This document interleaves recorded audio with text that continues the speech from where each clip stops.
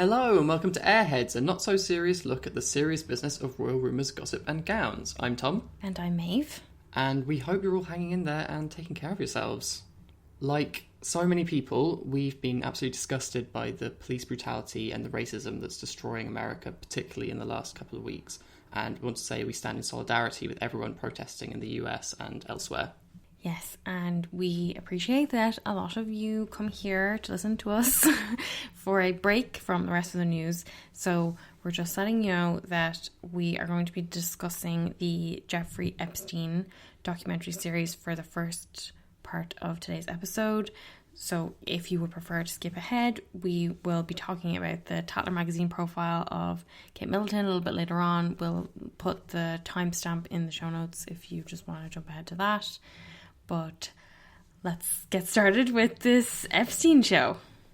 So it's 4 episodes long, it's on Netflix, and it's produced in partnership with James Patterson. It's based on his 2016 book, Filthy Rich. So it's a pretty gruelling watch, I found, and I would imagine it's even more gruelling if you haven't been following the story very closely over the last year, which we have. Yeah, I mean, honestly, there's nothing brand new here about Prince Andrew. We have talked a lot about Prince Andrew and his involvement with Epstein. If you want to go back and listen to any of those episodes, if you haven't heard or you're not familiar with these allegations that have been made against Prince Andrew, the episode's called Notes on a Royal Scandal from a few months ago. But they basically recap all of that, but they don't go lightly on him or anything, which is great. Like, we love that the first mention of Prince Andrew comes 4 minutes into the first episode of Filthy Rich, and you do have to wait then until the 4th episode, the last episode, to hear Virginia Roberts-Giuffre retell her account of her alleged encounters with Andrew. But I think the most affecting thing about this documentary series is how much it puts the survivors at the forefront. Yeah. And you know, we've seen Virginia give lots of interviews before. She's a very eloquent speaker. She's always very powerful in how she speaks. But to see her, and there were so many other survivors, a lot of them people that I hadn't heard before, lots of women that we hadn't seen tell their stories before, and they really do give them the space to talk about that. And to show how it's like fed into their lives outside of just this story. Yeah, and I think even if there isn't any bombshell news about Andrew in here, what he has allegedly done already is shocking enough. And no matter how many times you hear it, remains shocking. And aside from the allegations against him, his very friendship with Epstein is a huge stain against him. And it's something that this docuseries really highlights, is how evil Epstein was. And it really gives a very haunting portrait of Epstein, what he was like, his various crimes, his sex trafficking ring, all of these things that stand so much against Andrew's judgment that he would be friends with this person regardless of his own actions. Yeah, absolutely. I mean, just being friends with someone like this and claiming to not realise what was going on is totally unbelievable by the time you get to the end of this docuseries. And it's so shocking that, you know, Friday would have been Princess Beatrice's wedding to Edoardo Mapelli-Mozzi. If this were normal circumstances and this show was coming out the week of her wedding, that would have been devastating. Yeah. And it would have had such a strong impact on the family. At the moment, the show has gotten, I would say, moderately positive reviews in the press, and there are people talking about it, but I was a little bit surprised that there wasn't a much bigger Netflix PR push for this. You know, there's so much interest in true crime and in Netflix docuseries. Like, obviously the Tiger King thing has been like the big phenomenon of quarantine, but this should be bigger than Tiger King. Yeah, absolutely. I mean, it is the #1 show on Netflix in the UK at the moment, and we just have to hope, I suppose, that the Netflix effect will have this bigger global impact and a more sustained kind of push on it, and keep the whole story of Andrew and Epstein in the headlines for as long as possible. And, you know, even if it's not making that many headlines, that hopefully it will stay in people's consciousness. Yeah. The same way that, like, Making a Murderer did. But let's go through it. I would say that if you want a more in-depth analysis of the series as it focuses on Epstein, the podcast True Anon did a really good episode. They are pretty intense. So it's not for the faint of heart, but it was a really good episode just focusing on the Epstein of it all. But obviously our interest is in how it relates to Andrew. And I think what you really get a strong sense of in the early parts of the show, or throughout the whole show really, is Epstein's influence and the powerful circle that he was a part of and that he had this influence on. Virginia talks about how Epstein would tell her that people owed him things and that she was scared to go to police because she was scared of his reach into these powerful arenas. You have a journalist, Vicky Ward, who wrote for Vanity Fair, who says it's clear Jeffrey's MO is to hold things over people. And then Brad Edwards, a lawyer for many of the survivors, says fear was his greatest asset. That's what gave him his power. So really building this picture of this very intimidating figure. Yeah, who can make people do things, make people not do things. And it's quite difficult, it seems, for them to pinpoint exactly how he got to where he got to in the world of finance, but it all just seems shady as hell. Just the fact that you can't trace his rise is quite suspicious, I think. But Virginia recounts her alleged first meeting with Andrew when she allegedly met him at Ghislaine's home in London in 2001.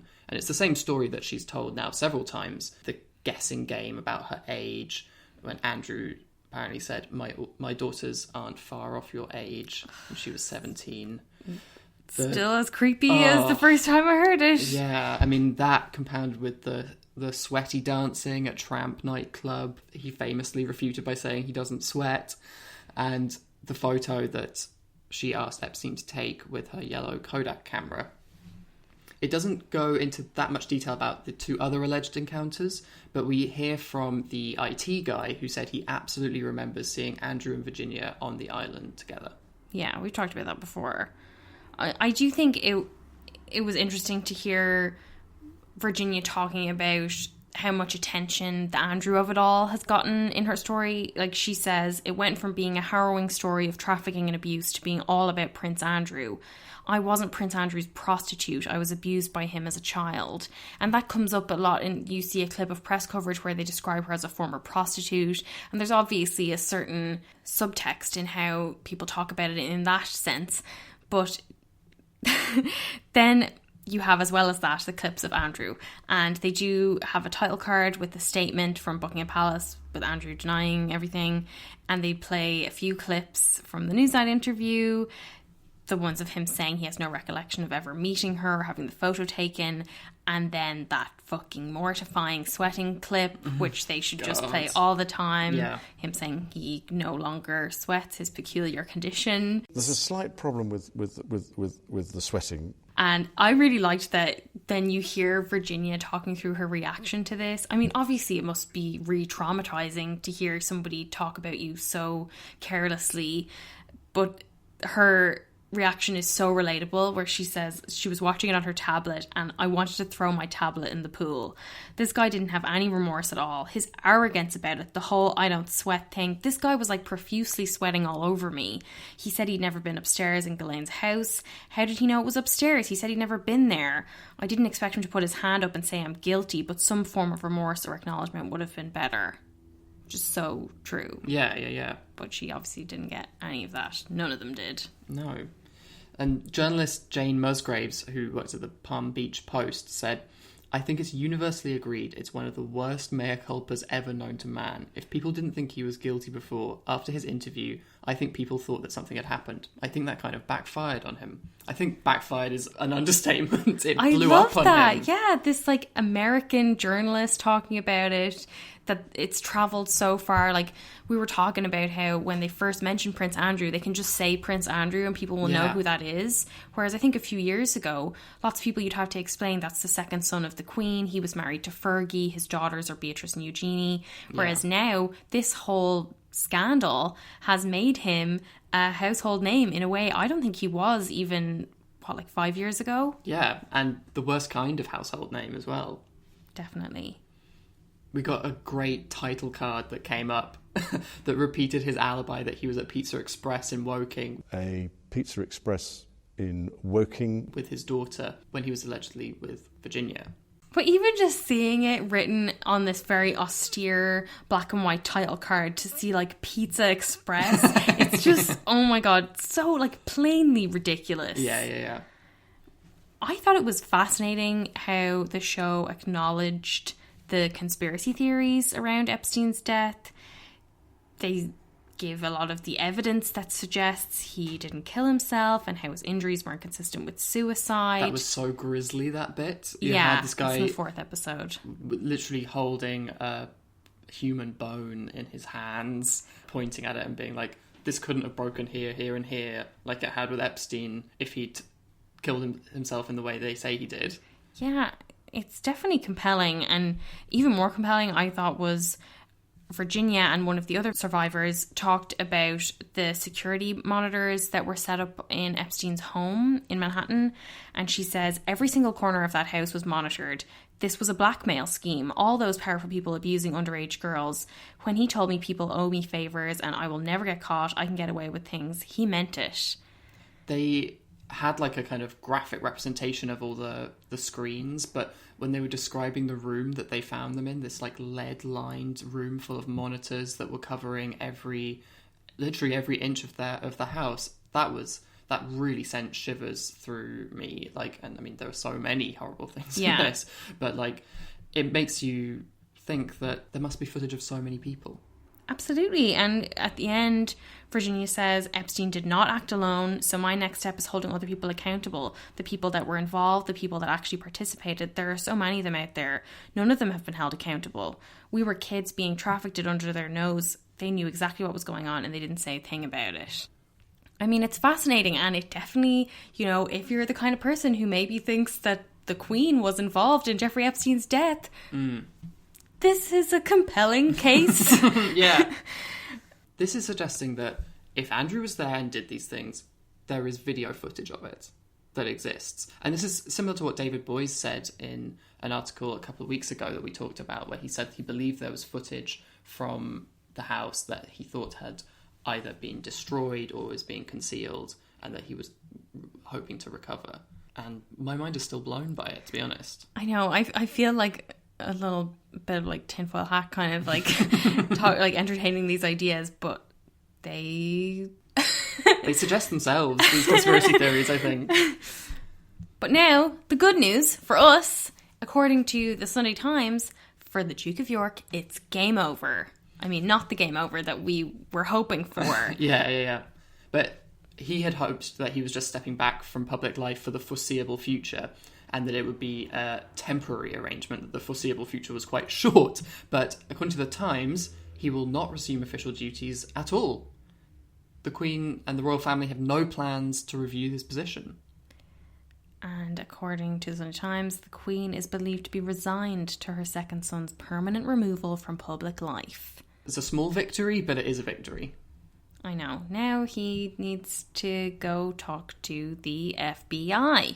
Yeah, well, he's now got nothing else to do, so... And I liked as well that the Times pointed out that this is going to add pressure on Andrew to renounce his military commands and allow other members of the family to take over those roles. Because we often talk about how it's so unfair that Prince Harry had to give up his military appointments and Andrew gets to hold on to his while he's just sitting around at his house in Windsor. Yeah. Not doing anything because nobody wants to touch him. Like, yeah. And there is some potential good news for Andrew in that Mummy might pay off all those debts on his chalet. I mean, it's pretty small change for the Queen because it's £6.7 million, which is fine, really. So Airmail, which is a newsletter in the US, reports that the Queen has decided to step in and pay off the £6.7 million chalet debt herself. And according to a source, otherwise it's going to court and things will get really bad. So basically, keep Andrew out of court at all costs, even if that cost is £6.7 million. But then a spokesperson for Prince Andrew said the Queen will not be stepping in to settle the debt and that instead they are going to sell the chalet and use the proceeds to clear the debt. Don't know how much I believe that, but that's what he's saying. Okay, now on to the biggest royal story of the week. This has been a roller coaster. I can't believe it. Like, you know, we've had a lot to talk about with the royals this summer, but this is like the first instance of actual, like, juicy royal gossip. Yeah. And fuckloads of it as well. All in this one magazine feature in Tatler. You just wouldn't expect it to come from Tatler. If there was like... I mean, Tatler is good for juicy stuff, but when you see the cover of this, so obviously we're talking about the Kate Middleton profile that was in the July-August issue of Tatler magazine. And when you see the cover, Catherine the Great, which is such a funny headline given what Catherine the Great did and the fact that there's a TV show on at the moment reminding people what Catherine the Great did to her husband. But anyway, when you see this very glamorous photo of Kate, I think it's her at the BAFTAs, red carpet, and the headline, and it looks like another... You know, we've seen so many of these very positive, gushing pieces about Kate. And then when you actually get into it, it's quite a different story.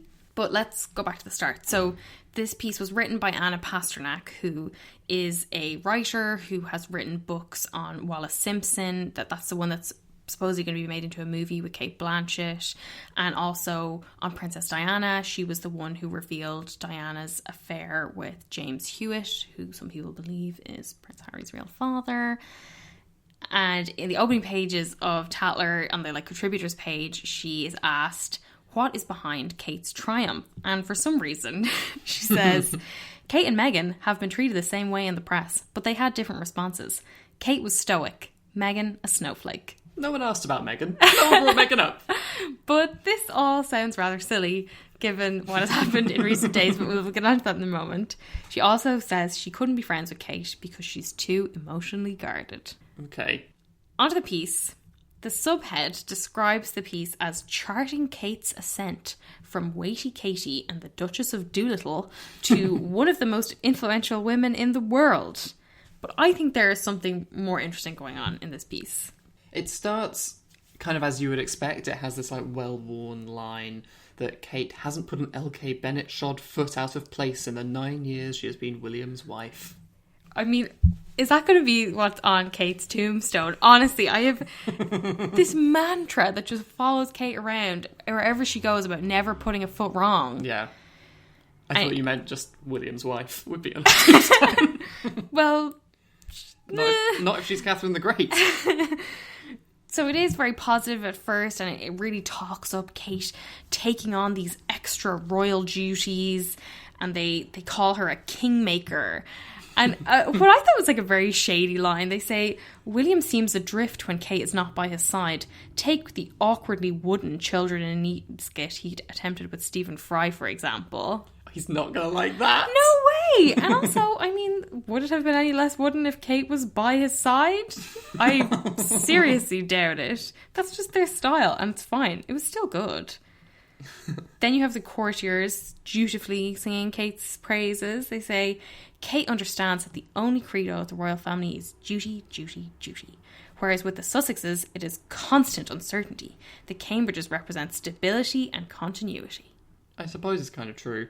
But Pasternak hails Kate's extremely busy period before lockdown, when she took on 11 royal engagements in a month, in what's described as a grueling attempt to buffer the barrage of bad news destabilising the House of Windsor on a near daily basis. This is, patently ridiculous. A grueling attempt. Grueling. 11 engagements in a month. And we know what an engagement is. These engagements rarely take more than an hour. Yeah.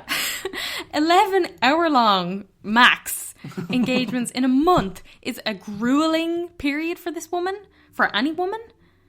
Then you hear from her friends, who say, Kate knows what the country needs and wants. Championing how to raise your children is perfect, which is just a bizarre line. But then, my favourite line in the whole piece. Another friend.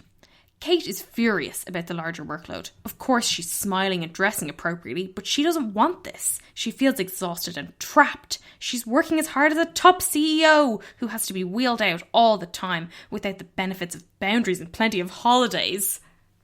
because they famously never get to go on holiday. The top CEO, Kate Middleton, is so funny. Tom and I cackled like witches when we read this. I cannot fathom what, honest to God, friend of Kate's could say with a straight face she's working as hard as a top CEO. And it's absolutely hilarious, but also I cringe so much for Kate. Yeah. I don't believe Kate thinks she's working as hard as a top CEO. And yes, I would be furious if one of my friends said that, because I would be fucking humiliated. Yeah. And just this idea that she's, poor Kate, she's dressing appropriately, but she's working herself into an early grave, one garden at a time. So ridiculous. And then we have Pasternak saying that Kate has stealthily established herself as the person to save and salve the monarchy, which I feel like the rest of the monarchy don't want to hear that. No, I feel like they would want to be responsible for it themselves, or maybe let the Queen do that. But they talk about Kate's personality and her determination to project an aura of blandness as part of her regal persona, which I think, combined with the idea that she's a kingmaker who's here to save the monarchy, to be like, and she's like super bland while she's doing it. It's really weird. But I did think the quotes were quite illuminating. Like, they've got a society figure who I would imagine is a turn-up toff saying, I've spent quite a lot of time around Kate and she is impenetrable. There's nothing to like or dislike. Wow. Which, not untrue. Yeah. They go on. She has a ruthless survival streak, just like the House of Windsor. It's why she's so well suited. She keeps her head down because the prize of being queen is so great.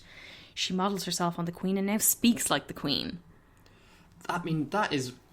We'll go into it a little bit more, because they do talk about the idea of social climbing with the Middletons, but, like, that is, like, really encapsulating the social climbing side of Kate Middleton, that she's, like, set her sights on being queen, and she's learning to walk the walk, talk the talk, literally. Like, she'll do anything to get there. According to this piece. And they say that she reportedly got vocal coaching, and her friends say her accent became posher at Marlborough College, where she went to school, and that now she sounds even more plummy than William. Which I can totally believe, because I feel like Will spends loads of time around, like, people in football and in the army and stuff, and that he would maybe want to, like, come across as sounding a little more like, I'm just a man of the people, guys, I'm not a plummy toff, really. So I think it's the opposite with Kate. Then we get into some rather unflattering details about the Middleton family. I appreciated that they mentioned Kate's dodgy uncle, who everyone seemed to forget about when people were constantly talking about Thomas Markle. Yeah. Not that that's anything to hold against Kate, but just that, not everyone's family is flawless. Least of all the Windsors. But anyway. And they describe Carol Middleton, Kate's mother, as NQOCD. Not quite our class, darling. Horrible. But I believe it. It's just, it doesn't roll off the tongue, that acronym. No, I mean, it's easier to say the full thing, I think.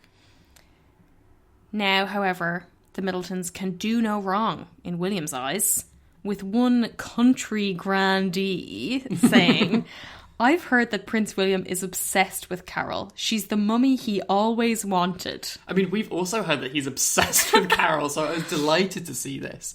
I didn't like that some people took this as like a dig at Diana, which I really didn't read it that way at all. He didn't know Carol till, after Diana was dead. I don't think they were saying, like, while Diana was alive, he was yearning for a mummy like Carol Middleton. I think it's more to do with the relationship that developed, obviously, after he had met her. But we've talked before how there is like something like a little bit uneasy about the relationship between Carol and William, at least from what we've heard in terms of he often goes around to her house and lies with his head on her lap. This grown man heading over to Bucklebury for some time with Carol. It's just a little bit creepy. Certainly not what I would want in my husband and father of my children. But again, all just conjecture and speculation from country grandees. Carol does come out of this looking particularly bad. Yeah, Pasternak says, it's Carol with what some call her hyacinth bouquet aspirations of grandeur who, rumour has it, puts people's backs up in a way Kate does not. I thought it was mad. They talked to a craftsman who worked on Anmore Hall, which is Kate and Will's home in Norfolk, who said Carol was the most difficult client he'd ever worked with, that she was exceedingly demanding, fussy, and questioned everything. And then in like the most Tatler way possible, they dump on the Middletons' taste in decor and how much influence Carol has had on the decor of Anmore Hall. The writer says, far from being a typical aristo abode with threadbare rugs and dog hair everywhere, like, say, Windsor and Balmoral, it is, according to a visitor, like a gleaming 5-star hotel with cushions plumped and candles lit. Another adds, it's very Buckinghamshire. Did I pronounce that right? I think so, yeah, Buckinghamshire. This is all about this idea that Buckinghamshire is where the nouveau riche live, and that it's all new builds and new money, in comparison to this ultimate snobbery of the old money aristos who are kind of like, we don't even need to make an effort because you can trace our lineage back to God knows when, you know? Yeah. Especially because this week we saw that picture of Charles's desk with all the shit everywhere, and we'd previously seen Camilla's desk with papers and bags and all kinds of stuff everywhere, and the idea of like the contrast between their home in Burke Hall and Anmore Hall. I would love to see pictures of Kate's home, obviously. But in a line Tom and I both loved, a friend of one of James Middleton's ex-girlfriends describes Carol as the masterminding force between Kate and Pippa. Like, aka, she's Kris Jenner. She is the momager of the Middletons. We love Kris Jenner, by the way. Yeah, big fans. This is not an insult. But Pippa gets a bit of a bad treatment as well. One of her own friends says, Pippa now speaks like the Queen too, and is absolutely paranoid about the paparazzi. She refers to her sister as Catherine or the Duchess in public, which feels too regal and try-hard. Pippa is a bit lost now and is struggling to find her place. I cringe at the idea that she calls her sister the Duchess. I know, how oh my awful, God. Awful. The friend goes on, she's always in the shadow as someone's sister or someone's wife, but they're all utterly loyal to each other. The Middleton family will always close ranks. None of them can quite believe that they have hit the jackpot, so between Kate, Pippa and Carol there is an unspoken bond. A sort of, we have to bring it to fruition at all costs. God, it's a real operation going on. I know. It's like another reminder that, like, when people say the royals are like the Kardashians of the UK, like, yeah, there certainly are elements. I think that this all plays into the story that Carol Middleton, like, planned this out for Kate from birth. And I think it's kind of helped. They had a timeline at the bottom of the page, which kind of charts Kate Middleton's life. And it mentions all the stuff that, like, at Marlborough, she had a poster of Will on her wall. Something she has denied. I think she was asked in their engagement interview, well, what other interview would it be? Yeah. Whether she had the poster, and she said no, it was a poster of the Levi's guy. But they've decided to go with the Will angle because it plays, I think, better into this kind of narrative. And then, you know, obviously the meeting at university and all the plans to get her in there. And so I think it's just all hinted that Carol Middleton is this mastermind. I know. And, like, that's not to say we think all of this is factual. No. But we're, I guess, talking more about what is the narrative they're trying to put forward to us. Yeah. And, you know, it all comes back to Meghan. Yeah. And at least Kate is not as bad as Meghan. Because Pasternak writes, Kate has never complained about her press drubbing, nor disinvited dodgy relatives from her wedding. There seems to exist within her a genuine stoicism. Again, we'll get onto the fallout from all this article in a bit, which is a good rebuttal to that. But yeah, Meghan is there as a constant barometer as to how good Kate is doing, because whatever Kate does, at least it's better than Meghan, like you said. It just reminds you of how big of a shadow Meghan casts over everything to do with the monarchy now. Yeah. But let's get into the catfight narrative, everybody's favourite narrative, that Meghan and Kate were at each other's throats before the royal wedding. Pasternak writes, it's no secret that the royal sisters-in-law never got on. A friend says, I don't think that she ever pulled Meghan under her wing and said, I'll show you the ropes. Catherine and William were very circumspect from the beginning about Meghan, which hurt and incensed Harry. William rightly cautioned Harry to slow the relationship down. That's why they all fell out. They kind of hold Will up as like an example of a great man for making her wait 8 years and then giving her an engagement ring as well. As though like that's the way you should do it. Ugh, made me very angry. But we've got to get into this best, most absurd, most ridiculously royal story from this, which is the War of Tights. And we'd previously heard, and we talked before, about how Meghan made Kate cry before her wedding. And now Tatler is giving us some details about what they allegedly fought over, which is... nude tights, of course. Nude tights. Hosiery. A friend of the Cambridges says, there was an incident at the wedding rehearsal. It was a hot day and apparently there was a row over whether the bridesmaids should wear tights or not. Kate, following protocol, felt that they should. Meghan didn't want them to. And Pasternak notes that, according to photographs, it would seem that Meghan won because they didn't appear to be wearing tights on the day. She also says that Kate, who has impeccable manners, sought the opportunity to put Meghan in her place, reprimanding her for speaking imperiously to her Kensington Palace staff. It's just astonishing to me that we are constantly getting this, you know, we go from the white tears of Kate to the idea that Meghan is this uppity black woman who doesn't know her place and she needs the good Duchess to put her in her place. Yeah. And the idea that Kate actively sought the opportunity to put her in the place is, like, makes me feel sick. Yeah, I mean, I really don't like to think that Kate did think that, but that this is coming from people that work in the palace and that they were just longing for somebody to put this biracial Duchess in her place is revolting. But I think it's just so funny to me that after all of the drama around what happened at the bridesmaids' finny, it comes to tights. Yeah.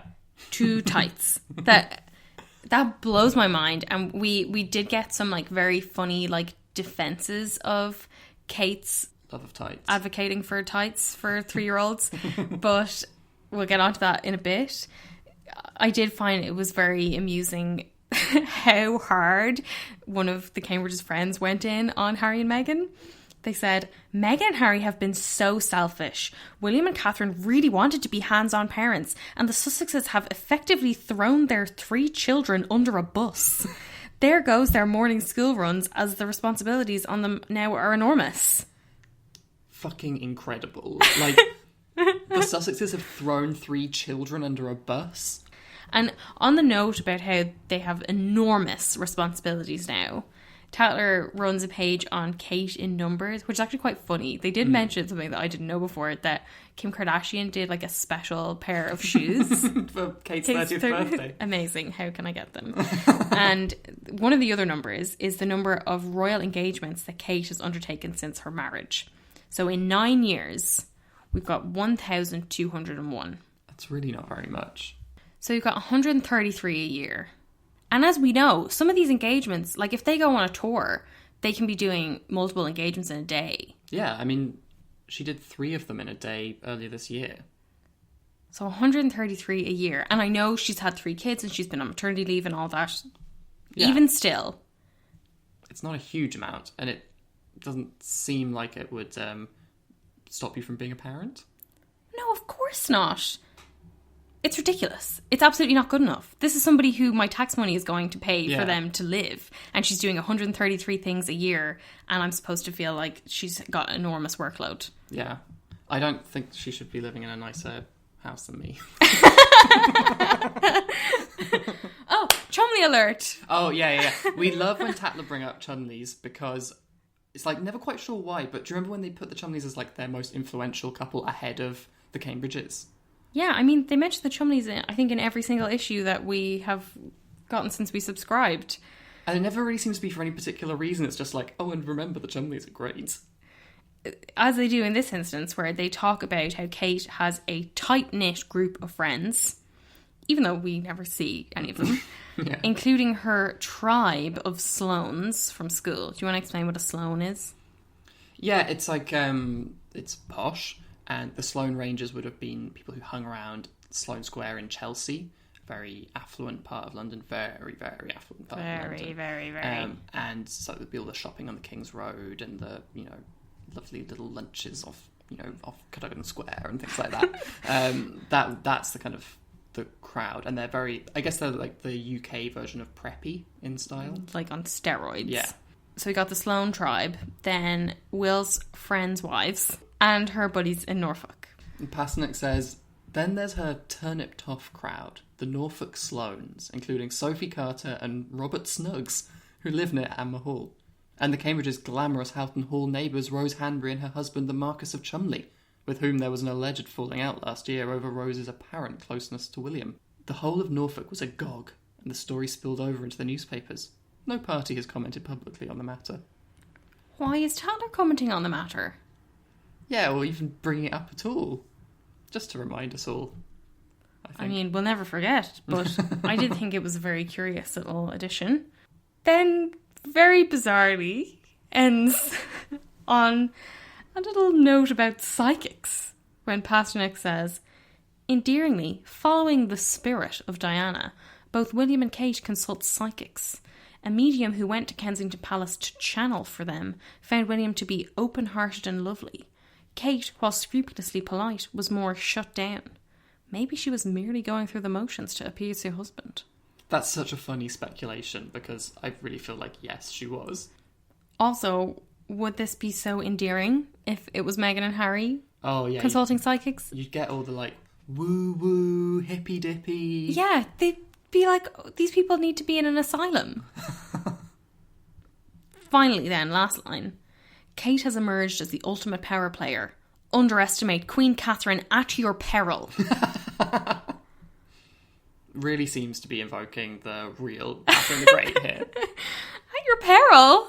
What's she going to do? She's so bland. She's going to garrote you with a pair of nude tights. Her ruthlessly bland nude tights. This was just such a wild ride, and it all grew even wilder when Kensington Palace released a statement about it. They said, this story contains a swathe of inaccuracies and false misrepresentations which were not put to Kensington Palace prior to publication. Which is just shocking. Instantly, when this came out, I was stunned that they would say anything about it at all, because it totally undoes the never complain, never explain mantra that they supposedly live by and that has been so often weaponized against Harry and Meghan. And I mean, honestly, whenever you come to a story about the royals, you should just assume it contains a swathe of inaccuracies and false misrepresentations, because nobody knows the truth, and no one's allowed to say the truth if they do know it. So to comment on it like this just gives weight to what is said in it and draws people's attention, because now it gets written up in the Daily Mail, which I would have thought has a very different readership to Tatler, obviously a much, much wider readership, and it just opens up these comments to everyone. I know, and it made it into a worldwide story that people were talking about far outside what I would imagine the Tatler digital readership would be. Yeah. And just in general, the idea that Kensington Palace saw fit to make a statement about this, when it adds to this list of the baby Botox and what they think is appropriate to deny. Yeah. In comparison with what Harry and Meghan were allowed to deny, or what any member of the family was allowed to make a statement on. When Harry came out and spoke against the racism that people were attacking Meghan, he was seen as basically unhinged for making a statement about that the royals never make statements about anything, and then the royals make statements about whether Kate gets Botox. I mean, it's no surprise that Harry and Meghan ended up announcing things themselves, kind of taking people by surprise, when they're just they were faced with this constant silence from their own family. Comparison with this is insane. Then the good stuff, because even more shockingly to me was that Tatler released a statement in response. Tatler's editor-in-chief Richard Dennon stands behind the reporting of Anna Pasternak and her sources. Kensington Palace knew we were running the Catherine the Great cover months ago, and we asked them to work together on it. The fact they are denying they ever knew is categorically false. Can you imagine saying that about the royal family? They just called them liars! Straight up. we've had so little sleep this week. I mean, it's just so, like, deliciously juicy. Like, it's outrageous. So this allegation of lying comes from this man, Richard Dennon, who has previously been described as one of Kate's close chums. He had even commented on their friendship to CNN and posted about it on Instagram. He's since deleted all of his posts. But they studied history of art together at St Andrews, and they've been on holiday together a couple of times. Yeah, Lainey Gossip pulled up an old post that he had made with a video of Kate. And he wrote on Instagram, "While we were gallivanting around New York yesterday, my mother was giving the Duchess of Cambridge lunch back here in London. Look at that curtsy. Her Royal Highness confirmed the rumour that has been swirling round court circles for just under a year now, that Tatler is, of course, her favourite magazine." I don't think it is anymore. It just seemed to me like a PR move that really backfired. Yeah. That they thought people would lap it up like all those other fluffy pieces that we've been getting about Kate the Great for years now. But it seemed like the sources just ran their mouths a little bit too much and got too cocky and thought they could say whatever they liked and that people would sympathise. And it just overall seemed like a badly managed joint effort by the Palace and Tatler, if it was a joint effort by the Palace and Tatler. We don't know. We do know that in the aftermath, we got another article written by Richard Kay for the Daily Mail. Now, Richard Kay is a journalist who has quite a long history with the Cambridges. He was friends with Diana, and he's friendly with Will, and he seems to have he has written a lot of pieces that seemingly defend Will, like around the time of the Rose Hanbury affair allegations. So it would be kind of reasonable to assume that this piece is a bit of a clean-up operation, trying to rebut some of the things that turned up in the Tatler piece. And he does, to a certain degree, deny some things. So he says that Middleton family friends do not recognise Tatler's assertion that the Duchess of Cambridge had sought the opportunity to put Meghan in her place, reprimanding her for speaking imperiously to Kensington Palace staff. So apparently that's not true. And neither is the claim from a friend that Kate never pulled Meghan under her wing and said, "I'll show you the ropes." So I guess that double negative ends up meaning that Kate did try to show Meghan the ropes. And he also says that the couple do not accept, as Tatler claims, that Harry and Meghan's abrupt departure has prevented them from being hands-on parents and has effectively thrown their 3 children under a bus. And he weighs in on Tightsgate. He doesn't really deny it, but he does stick up for Kate a good bit. He says, "Such petty domestic disputes disrupt many a wedding, of course. And as for tights, well, that is the royal way. Had Kate intervened as the article suggests, say friends, it would have been not just because she knew that tights look neater, but also as a mark of respect to the Queen." So this fucking woman is 94 and she's apparently going to be, like, distraught at seeing the bare legs of a 3-year-old. It's really pathetic. And I don't know who comes out looking worse from this, like Kate or the Queen. Like, Kate getting so worked up about what the Queen will think if she sees the tights. I don't buy it. He talks about the treatment of the Middleton family as well, and he says that the article is mean and sneering. And so notably, this is a reference to Kate's mother. And rather than denying, though, that Carol is impossible to work with, he notes that Kate will be particularly wounded by the allegations because Tatler is read by the Duchess's friends and lies around in drawing rooms of country houses she and William visits. So it's not so much that Carol's actually lovely, it's more that she doesn't want her friends to know that she might be a nightmare. Yeah, it seems like she's more worried about what people will think. Yeah, and that as though the readership of Tatler matter more to her. Yeah, certainly. But it's just, like, hysterical to me that part of the reason the Palace decided to issue a statement was because they didn't like the sneering snobbery. Yeah, for the fucking royal family to be saying they don't like snobbery. I don't know how you can say that with a straight face. An institution that is based all around hierarchy decides that they want to stand up against class snobbery is outrageous. I assume they'll be dismantling not only the royal family, but the entire aristocracy of the UK as a result of this. But they're most worried about the threat to the image of Kate as very relatable and hard-working royal. Richard Kay says, what has upset the Cambridges and upset them deeply is the claim that Kate somehow resents the increase in duties that have come her way. While the aides won't comment on that, the assertion that Kate is work shy is utterly rejected. And they describe it as a false and misleading picture of Kate.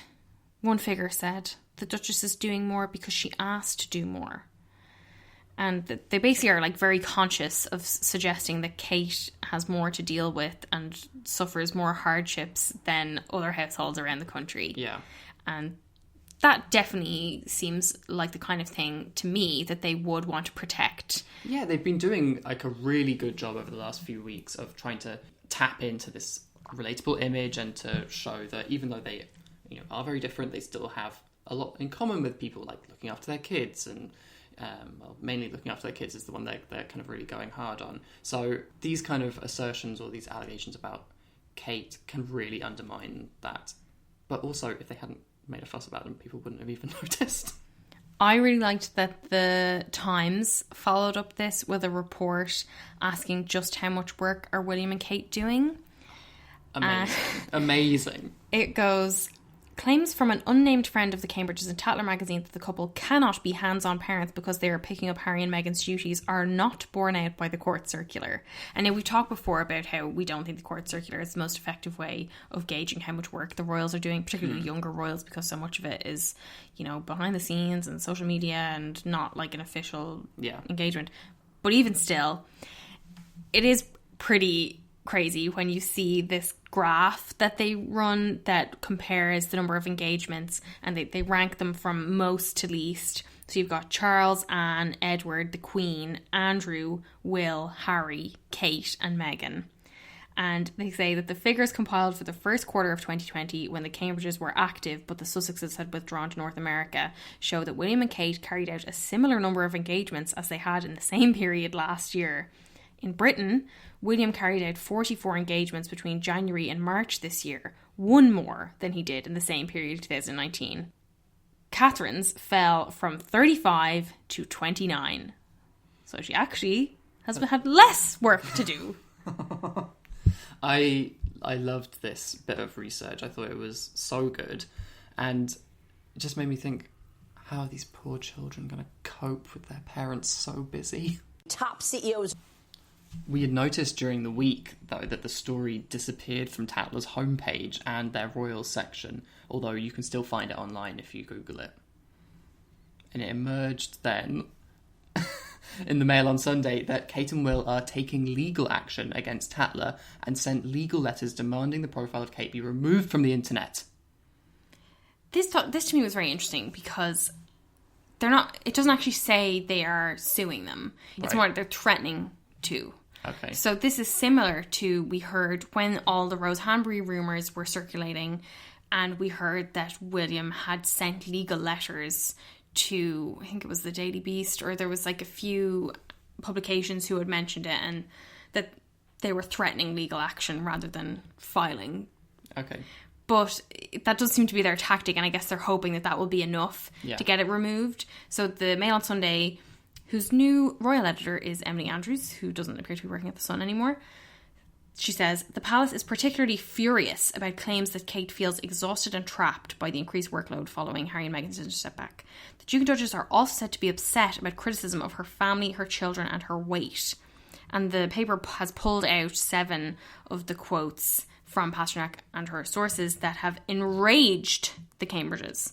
So we've got the exhausted and trapped one, the one about how she's become perilously thin like Princess Diana, the one about the Sussexes throwing their children under a bus, the one about William being obsessed with Carol, the one that Kate has a ruthless survival streak, that none of the Middletons can believe they hit the jackpot, and that Carol is NQOCD. You don't get anything really there about how the relationship between Kate and Meghan. No. But I couldn't believe the quotes from a royal source who told the Mail on Sunday, that is such an extremely cruel and wounding barb. It's disgusting. It's sexist and woman-shaming at its very worst. And that's specifically about the comments on her weight. But is this then the hill Kate's going to die on? I mean, I would agree that also the lines about her thinness are out of line, and that's why we didn't talk about them. But I think it's very amusing to suggest that this is Kate's great feminist tirade against sexism in the media. Yeah. But the source goes on. The piece is full of lies. There is no truth to their claim that the Duchess feels overwhelmed with work, nor that the Duke is obsessed with Kate Middleton. It's preposterous! That is such a funny one to include. I can't believe they included that line as one that they're furious about. I mean, that reminds me of the Tina Brown line about how they only deny something when it's true. Yeah. Anyway, the source goes, it's preposterous and downright wrong. The whole thing is class snobbery at its very worst. It's very worst. I mean, just how fucking rich of these dickheads at Buckingham Palace to say anything about class snobbery. Class snobbery all comes back to you guys. Yeah, they fucking invented it. The stuff about Pippa is horrible. Tatler may think it's immune from action as it's read by the royals and on every coffee table and every smart home, including ours. But it makes no difference. It's ironic that the royals' favourite magazine is being trashed by them. The Duchess is a naturally shy woman who is doing her best. Jesus. Kate, if I was Kate, I would be mortified by that. Yeah. This woman is 38 years old and they're talking about her like she's a child. She's doing her best. She's very shy little girl. Oh, she's very good, but she's very shy. It's just so embarrassing. Yeah. Can't they get their people in line? Like, how do they think this is sympathetic? This just makes me think this woman can't fucking wipe her own arse. Like, it's so, it's so embarrassing. They also have a different take on the tights gate. Oh, God. Yeah. The Mail on Sunday understands that the fallout was over Meghan's reaction to Kate's request that the hem of Charlotte's dress be lengthened. The resulting row left Kate in tears. Kate, this like queen of modesty, and Meghan, this like woman who's trying to put her in a miniskirt. this like California floozy who's coming in and trying to put all I was thinking bikinis for the bridesmaids. It's just so ridiculous. Oh, and I thought this bit was very generous read on what Kensington Palace knew and when. The Mail on Sunday understands that Tatler approached Kensington Palace in February to ask if Kate would pose for their cover or provide an exclusive cover photo. That request was politely declined, and it is understood that Kensington Palace was not offered the chance to comment on the specific content of Miss Pasternack's article. So they knew that the story was running, but they didn't have any influence on the content, is what they're saying. Yeah, they did not work together with them on feeding them sources or any of that stuff. This is their official line now. I just don't believe that any friend of a royal talks about them without getting permission first. Especially if you're someone who is supposedly as private as Kate. Yeah. But there was a couple of other things I thought were funny in the Mail on Sunday where they were talking about kind of, I guess, just talking about Kate because they can. And they said that one of the incidents that drove a wedge between Kate and Meghan was that Kate likes to pop out to shop discreetly on the King's Road in Chelsea, being driven by a protection officer. But on learning that Meghan was planning a trip there too on the same day, Kate did not offer a lift, deciding that two of the world's most famous women going shopping together might cause a scrum of paparazzi. Meghan saw this as a snub and a sign that she would never be welcome. Just give her a bloody lift. It's just rude. There's also this note about an aide who says that William is very concerned with both his image and brand Cambridge, although he'd never term it like that. And just one other thing where they talk about in 2017, the 20th anniversary of Princess Diana's death, they were organising a private ceremony for the family to mark it at Althorpe, which is where Diana is buried, the Spencer family home. And the Mail points out that William and Earl Spencer had organised a service and the Archbishop of Canterbury was going to be there, and that Harry wanted Meghan to be there because they had been dating and they'd been talking about getting married.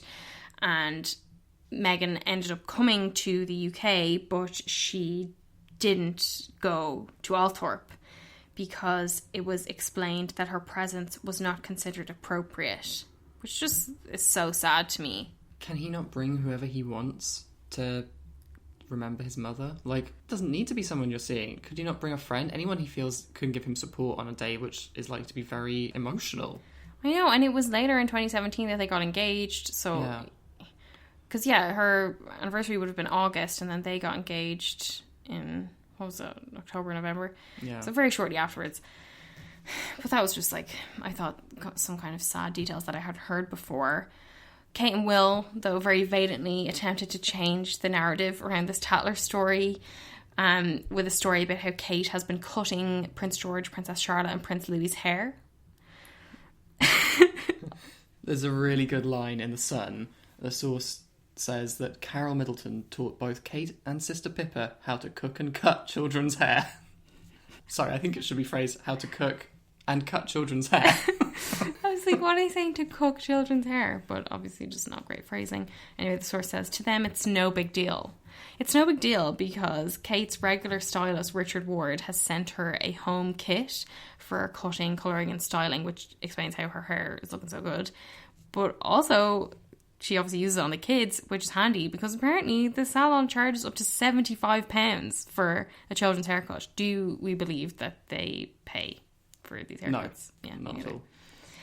Will must also have been pretty pissed off over this Tatler drama unfolding the week as his big BBC documentary on football and mental health.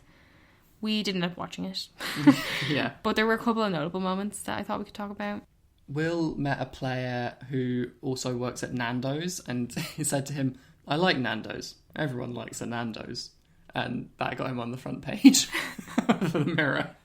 Which I thought was so funny. It's got so much press coverage. Like, Nando's is a chicken restaurant over here. Yeah. It's quite bland, I think.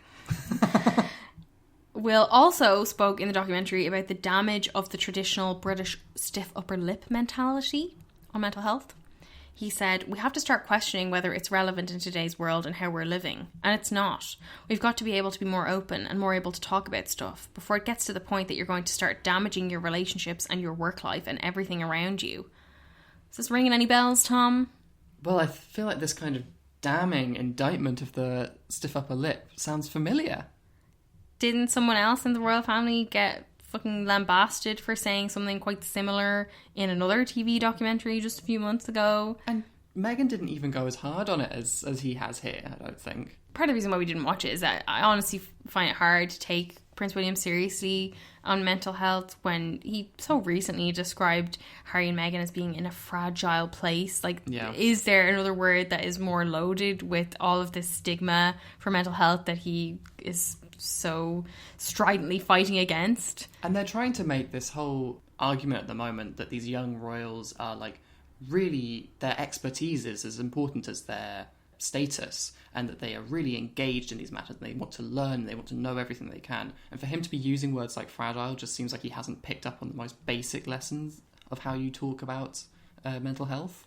And just for a citation, he used that word in a piece in the BBC that came straight from the palace, so that's not speculation. That's straight from him.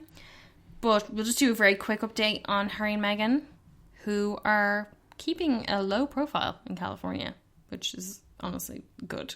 Yeah, that's what we want for them for the moment, I think. The big story this week is that drones have been flying over their property, or Tyler Perry's property, in LA, trying to take pictures of them. And Pop Bitch had a little bit on it that I thought was interesting.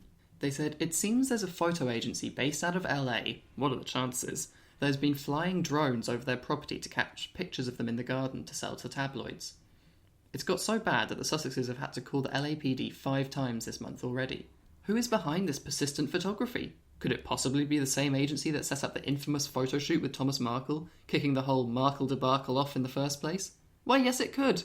Manning the drones are the Sussexes' old foes and new LA neighbours, Coleman Rayner. And they point out that the irony is that if Harry and Meghan were still in the UK, they would have a decent chance of suing the Paps for contravening their rights under Article 8 of the Human Rights Act.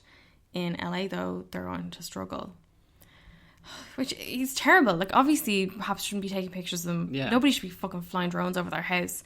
But at the same time, LA has got to be the worst place you could be for that kind of thing. I know it's her hometown, and obviously she wants to be close to her mother and her friends and everything, and that makes sense, but it's just increasingly ridiculous to me, to be honest. But let's get on to our quote of the week. My quote of the week comes from Leslie Jordan, the actor, who spoke about this very topic on his Instagram. He's been doing absolutely amazing videos on Instagram, by the way, if you don't follow him. Best content at the moment, I'd say. He said, You know, I read an article that Prince Harry and that sweet Meghan Markle, who the Queen was mean to. I feel for her. I've had a lot of queens be mean to me. But someone was harassing them by sending drones to take pictures of them. Now, that wasn't UTMZ, was it? I walked out of the Rite Aid one time up on Sunset, and TMZ said, Hello, Mr. Jordan. Well, I had a see-through sack of XXL condoms.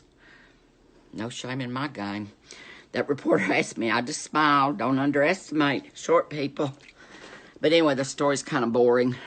I sweat a lot on stage, and producer told me to get a battery pack, to cover my battery pack with XXL condoms, and it wouldn't short out. So there you go. But you got to keep them guessing. very good. His voice is just so amazing, and I think he's perfect for quote of the week. But I do have a slightly different take. I wanted to bring up something that Virginia Roberts-Giuffre said in the Filthy Rich series that we were talking about earlier. And this was aimed at Andrew and the other alleged co-conspirators. She said, Stop worrying about saving your own hide and help us. That's all we're asking for. The monsters are still out there, and they're still abusing other people. Why they have not been named and shamed yet is beyond me. Yeah, she's so good at like encapsulating the situation. So good.